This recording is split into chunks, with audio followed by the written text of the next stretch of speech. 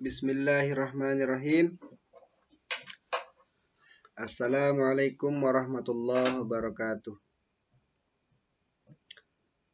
Alhamdulillahirabbil alamin. Pertama-tama marilah kita panjatkan puja beserta puji syukur kita kehadirat Allah SWT yang karena dengan berkat taufik dan hidayahnya kita masih mau untuk mendalami ilmunya, yaitu ilmu Allah SWT. Salah satunya adalah ilmu atau pengetahuan tentang agama Islam. Kedua kalinya salawat serta salam tidak lupa pula kita hadiahkan kepada junjungan Allah Nabi besar Muhammad sallallahu alaihi wasallam. Dengan ucapan Allahumma shalli ala sayyidina Muhammad. Semoga kelak di hari kiamat kita bisa mendapatkan syafaat beliau. Hadirin para pemirsa dimanapun saja berada, pada kesempatan kali ini saya akan membahas sebuah hadis yang berisikan tentang 3 perintah Rasulullah SAW, yaitu Nabi Muhammad kepada semua umatnya tanpa terkecuali. Di mana kalau kita senantiasa melaksanakan isi atau konten dari hadis ini, insya Allah hidup kita akan selamat. Hidup kita akan diridai karena selalu berada di bawah tuntunan dan bimbingan baginda Rasulullah SAW. Izinkan saya membaca teks hadis tersebut. Qala Rasulullah SAW, "Liyattakhiz ahadukum qalban syakiran wa lisanan zakiran wa zawjatan mu'minatan tu'inu ahadakum li amri akhiratihi." Kurang lebih artinya seperti ini. Liyattakhiz ahadukum qalban syakiran. Hendaklah salah seorang di antara kalian itu memiliki hati yang selalu bersyukur. Walisanan zakiran, dan lidah yang selalu ingat. Tentu yang dimaksud di sini adalah ingat kepada Allah Subhanahu wa taala. Yang ketiga, wa zaujatan mu'minatan, istri yang beriman. Apa artinya istri yang beriman? Istri beriman yang seperti apa? Tu'inu ahadakum li amri akhiratihi, yang senantiasa membantu kalian dalam rangka melaksanakan urusan-urusan akhirat. Hadirin para pemirsa dimanapun saja berada, isi dari hadis ini adalah yang pertama tentang bersyukur, yang kedua tentang berzikir, yang ketiga adalah tentang pasangan hidup. Saya akan membahas satu persatu, saya akan mencoba membahas satu persatu isi dari hadis ini. Yang pertama adalah qalban syakiran, hati yang selalu bersyukur. Kita di dalam Islam selalu dianjurkan oleh Allah SWT untuk selalu bersyukur. Bersyukur atas apa?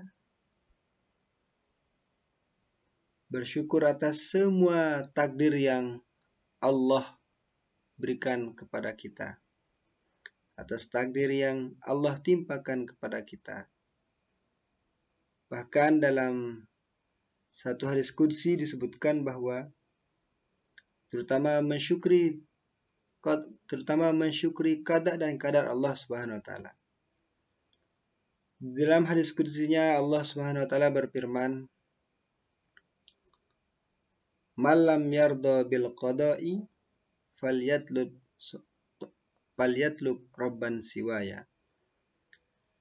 Barang siapa yang tidak reda dengan ketentuanku, maka hendaklah dia mencari Tuhan selain aku.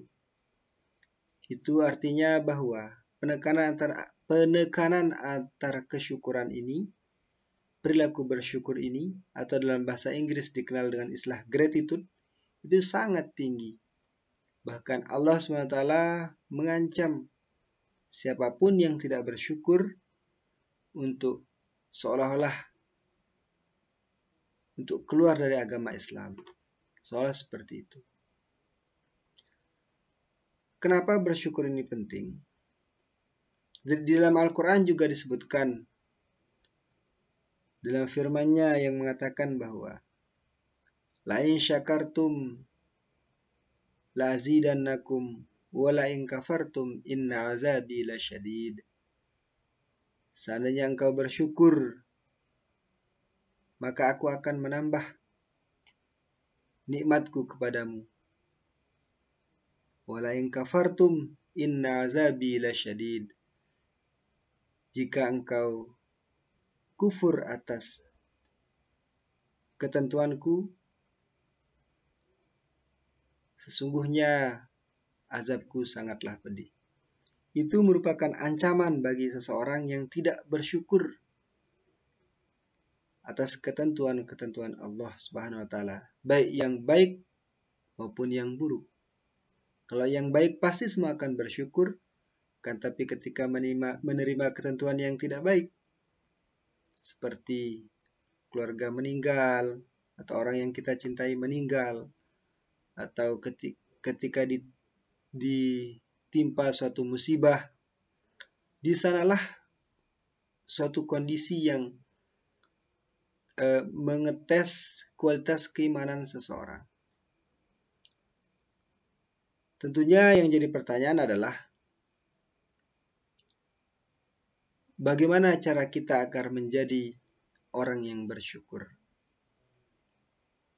Dalam satu ungkapan disebutkan bahwa khoslatani man kanata fihi katabahullahu syakiran wa sabiran.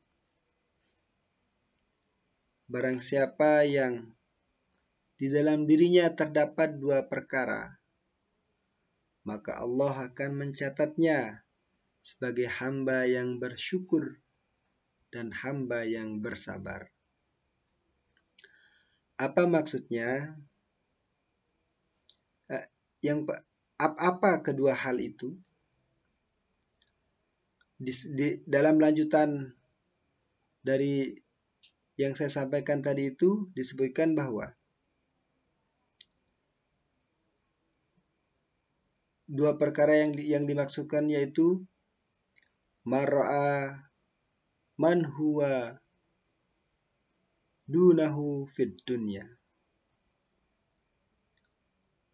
liyazdada syukran.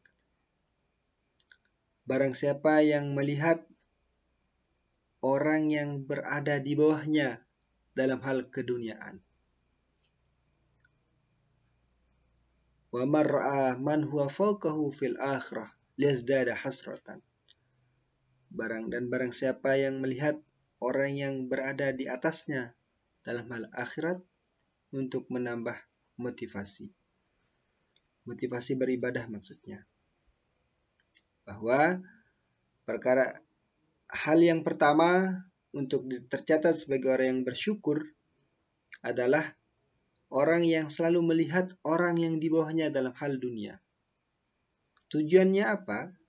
Agar kita selalu bersyukur. Ketika Allah SWT hanya memberikan rizki berupa uang 50.000 misalnya, harus disyukuri. Jangan melihat orang yang ada di atas kita dalam hal keduniaan. Karena kita mendapat rezeki berupa 50.000 misalnya, belum tentu orang lain di luar kita bisa mendapatkan nominal atau jumlah yang seperti yang kita dapatkan itu. Sebab kalau kita menggunakan standar yang tinggi dalam hal keduniaan, maka kita ketahui bersama bahwa dunia ini tidak ada ujungnya. Anda menganggap diri paling ganteng di dunia ini, ketika keluar dari tempat tinggal kita ada 1 juta orang yang lebih gagah dari kita. Contoh yang lain, ketika menganggap diri kita adalah orang yang paling kaya misalnya. Kita menganggap diri kita adalah orang yang paling kaya. Tidak beberapa saat kemudian ada puluhan bahkan ribuan orang yang lebih kaya daripada kita. Nah, karena itu kuncinya adalah kita selalu melihat orang yang berada di bawah kita dalam hal keduniaan. Tujuannya apa? Untuk menambah kesyukuran. Karena kita ketahui bersama bahwa dunia ini tidak ada ujungnya. Hari ini Anda adalah orang yang tergagah mungkin. Tapi 2 atau 3 hari kemudian akan muncul ratusan bahkan ribuan orang yang lebih gagah daripada Anda. Dalam hal pasangan hidup mungkin. Ketika keluar dari rumah, kalau yang menjadi standar Anda adalah kecantikan, maka tentunya itu tidak akan ada ujungnya. Karena di luar sana, misalnya Anda adalah laki-laki, Anda adalah seorang perempuan misalnya, ketika memilih pasangan hidup standarnya adalah kegagahan, maka itu tidak akan ada ujungnya. Begitu juga yang perempuan, begitu juga dengan yang laki-laki, kalau standarnya adalah kecantikan, maka tidak akan ada ujung-ujungnya. Karena setiap hari, setiap detik akan lahir orang-orang yang selalu lebih cantik dan lebih gagah daripada hal itu. Yang kedua adalah melihat dalam hal akhirat itu orang yang ada di atas kita. Tujuannya apa? Untuk menambah motivasi. Sebagai contoh, misalnya dalam hal beribadah. Ketika kita melaksanakan sholat, yang kita kerjakan adalah hanya fardu-fardunya saja. Akan tetapi kita tidak melaksanakan sholat sunat, maka kita harus mencari motivasi bahwa di luar sana ada orang yang mungkin sholatnya itu atau sholat sunnahnya lebih banyak daripada kita. Atau dalam hal ibadah sholat tahajud mungkin. Kita harus melihat dalam orang yang lebih tinggi dari kita. Kalau orang rajin tahajud, kalau orang rajin melaksanakan sholat duha, orang rajin melaksanakan sholat sunat rawatib, kenapa kita tidak? Tentunya itu untuk sebagai motivasi kita dalam hal beribadah. Sebab kalau kita melihat orang yang berada di bawah kita dalam hal akhirat, dalam hal ibadah, maka tentu motivasi kita untuk beribadah itu akan terus berkurang dari hari ke hari. Misal, hal bersedekah.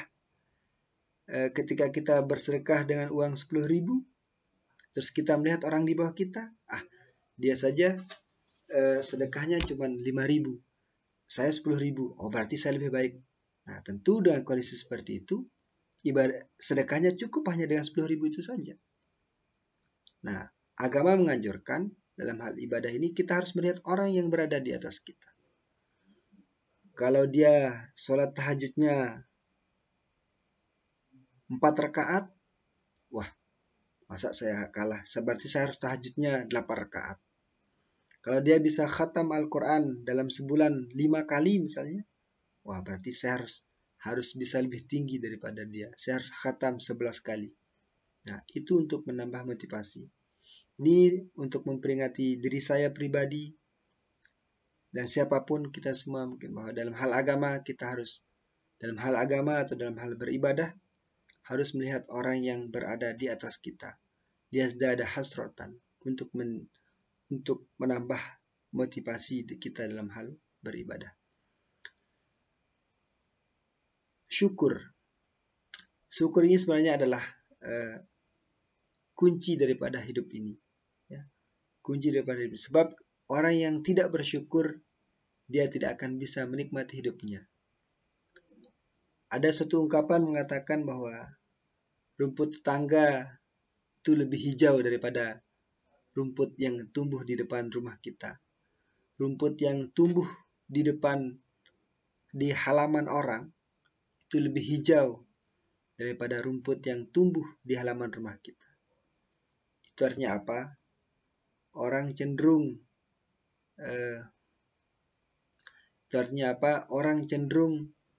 menilai seseorang itu orang yang selalu menganggap dirinya kurang. Orang yang selalu menganggap dirinya kurang daripada nikmat yang Allah berikan kepada orang lain. Ya. Sehingga muncullah ungkapan yang tadi, dan itu sebagai pelajaran bagi kita sebenarnya agar selalu bersyukur, agar selalu menerima apa yang Allah berikan kepada kita, agar kita bisa menikmati hidup.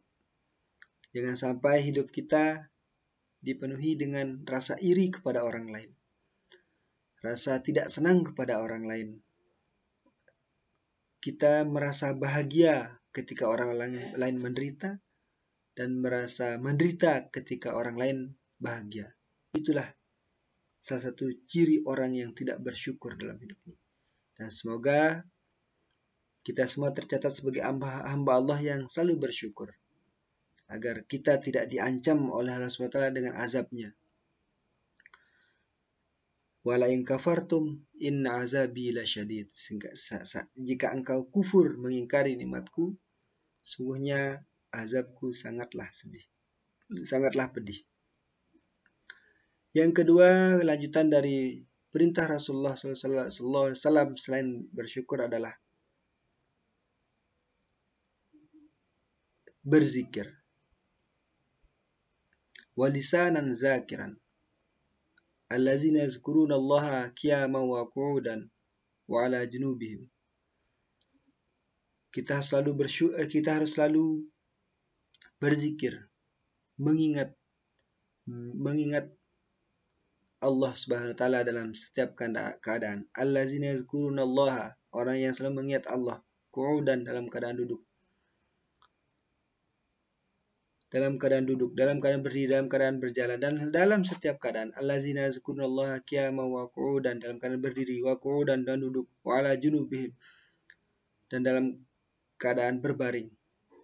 Kita harus senantiasa mengingat Allah SWT agar hati kita tenang ketika mendapat suatu agar bahwa apa yang kita laksanakan, apapun yang kita kerjakan di atas muka bumi ini, baik yang positif maupun yang negatif, yang amal soleh maupun amal toleh, itu semuanya akan kembali kepada Allah SWT, dan kita akan mendapatkan balasannya entah di dunia ataupun di akhirat kelak. Allazina yazkurunallaha qiyaman wa qu'udan wa ala junubihim. Mereka adalah orang-orang yang selalu berzikir, mengingat Allah dalam keadaan duduk, dalam keadaan berdiri, dalam keadaan duduk, dan dalam keadaan berbaring. Semoga Allah SWT mencatat kita sebagai orang-orang yang selalu berzikir. Yang ketiga, wazaujatan mu'minatan, yaitu pasangan yang beriman. Zaujah artinya di sini adalah istri, pasangan perempuan. Mu'minatan, yang beriman. Bagaimana zaujatan mu'minatan itu? Tu'inu ahadakum li amri akhirati. Dia senantiasa menolongmu, membantumu dalam urusan-urusan akhirat. Yaitu istri yang beriman itu senantiasa mengajak suaminya hidup di jalan Allah. Ketika pasangan hidupnya melakukan pelanggaran, ketika pasangan hidupnya melakukan sesuatu yang dilarang oleh Allah SWT, dia mengingatkannya, tidak malah menjerumuskannya. Dan sudah begitu banyak contoh pasangan hidup yang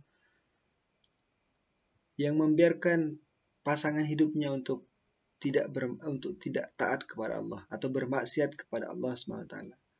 Tentunya ini adalah hal yang paling dihindari. Oleh karena itu, bagi siapapun yang baik yang sudah menikah maupun yang akan menikah, hendaklah mencari pasangan yang beriman.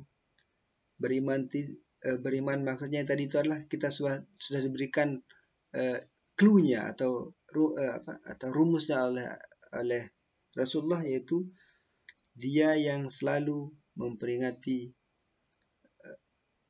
pasangannya dalam hal akhirat.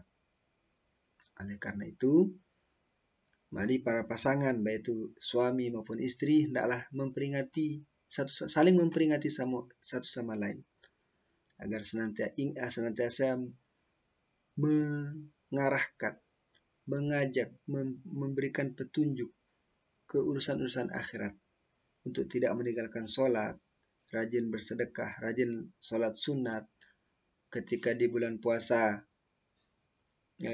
melaksanakan ibadah puasa, kalau ada rezeki pergi melaksanakan ibadah haji. Itulah namanya pasangan yang beriman, yang selalu membantu pasangannya dalam urusan akhirat.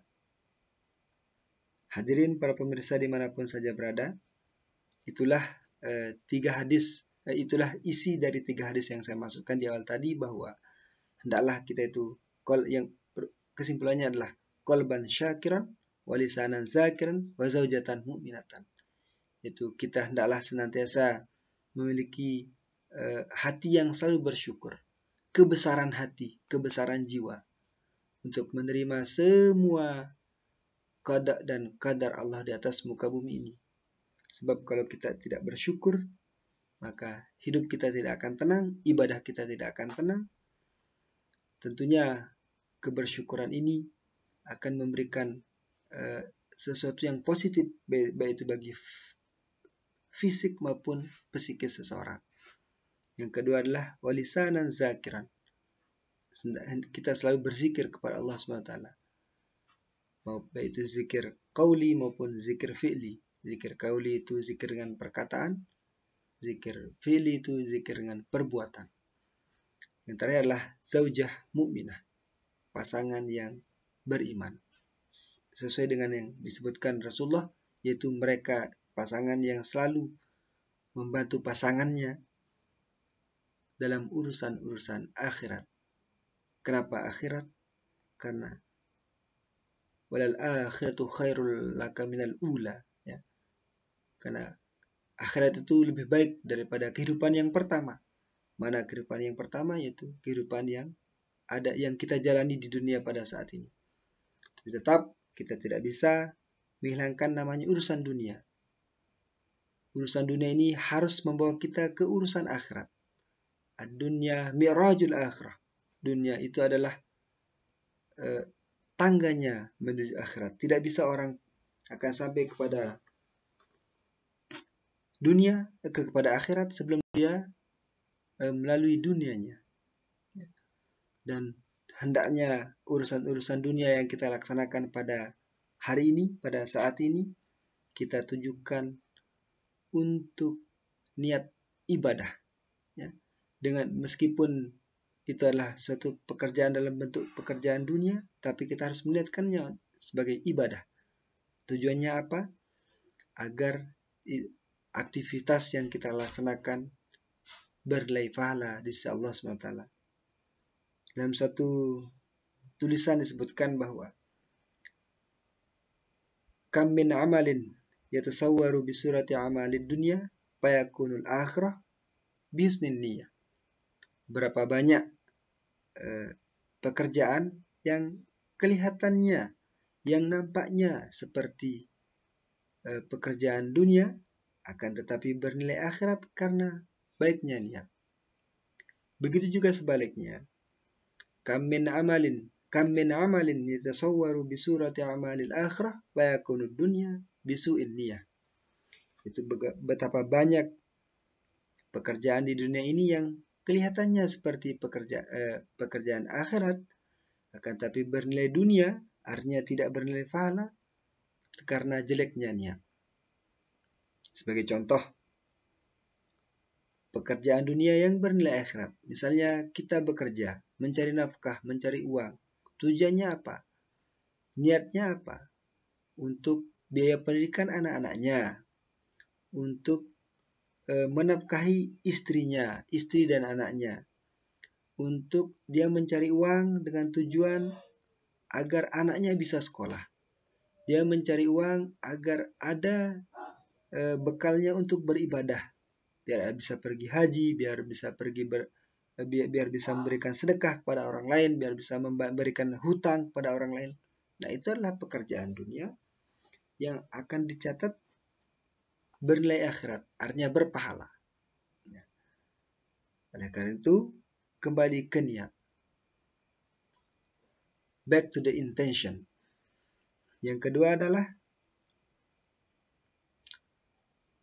banyak pekerjaan akhirat, ya, banyak pekerjaan akhirat yang bernilai dunia. Misalnya, pergi melaksanakan haji. Tujuannya apa? Bukan tujuannya untuk mendekatkan diri kepada Allah. Tujuannya adalah agar status sosialnya naik misalnya. Agar dia lebih dihormati, agar dia lebih dihargai di masyarakatnya. Nah, itu kan sudah tidak bernilai akhirat lagi. Atau dia rajin sholat ke masjid, sholat berjamaah ke masjid. Tujuannya apa? Bukan untuk mengejar pahala 27 derajat itu, tapi tujuannya adalah agar dia dianggap soleh oleh masyarakatnya, sehingga dia dihargai, dia dihormati sebagai orang yang soleh. Nah, itu adalah pekerjaan dunia, pekerjaan akhirat yang tidak akan diberikan pahala, tidak akan diberikan ganjaran oleh Allah SWT.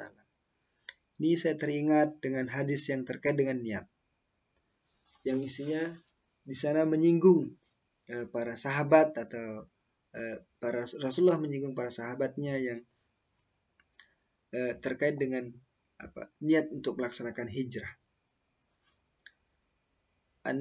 Innamal a'malu binniyat. Sesungguhnya pekerjaan itu tergantung pada niat. Wa innamal likulli imri'in ma nawa. Sesungguhnya setiap perkara itu tergantung apa yang ia niatkan. Faman kanat hijratuhu ilallahi wa rasulih. Barang siapa yang hijrahnya karena Allah dan Rasulnya, hijratuhu ilallahi wa rasulih, maka hijrahnya adalah untuk Allah dan Rasulnya. Artinya akan dicatat hijrahnya itu sebagai perkara yang luar biasa yang akan diberikan ganjaran nanti di akhirat berupa surga. Faman kanat hijratuhu lidunya yusibuha aw imratin yankihuha fa hijratuhu ila ma hajara ilaihi. Barang siapa yang hijrahnya karena faman kanat hijratuhu ila dunya yusibuha, barang siapa yang hijrahnya karena mengharapkan harta benda dunia, atau dia hijrah karena berharap ada perempuan yang akan ia nikahi, maka hijrahnya itu adalah sesuai apa yang ia niatkan. Maka artinya dia tidak akan mendapat pahala di sisi Allah Subhanahu wa taala. Oleh karena itu, marilah kita senantiasa memperbaiki niat kita dalam setiap keadaan agar aktivitas yang kita laksanakan, aktivitas yang kita kerjakan sesuai dengan tuntutan-tuntutan syariat, sesuai dengan tuntutan agama, sesuai dengan yang diinginkan oleh Allah dan Rasulnya, sehingga hidup kita selamat. Sekali lagi saya akan mengulang konteks hadis yang saya sampaikan tadi itu, bahwa yatakhiz ahadukum qalban syakiran wa lisanan zakiran wa zawjatan mu'minatan tu'inu ahadakum li amri akhiratihi. Hendaklah kalian itu memiliki hati yang bersyukur dan lisan yang selalu berzikir dan pasangan yang beriman yang akan membantu kalian dalam urusan akhirat. Hanya ini yang bisa saya sampaikan. InsyaAllah kita bertemu di lain kesempatan. Tetap di channel ini, karena di channel ini saya akan membahas hal-hal yang mungkin bisa kita laksanakan dalam kehidupan sehari-hari. terutama masalah ibadah, masalah teks agama yang bisa kita diskusikan. Kalau ada dari pemirsa yang ingin memesan tema yang akan dibahas, bisa disampaikan di kolom komentar. Hanya ini yang bisa saya sampaikan, lebih kurangnya mohon maaf. Sekian, assalamualaikum warahmatullahi wabarakatuh.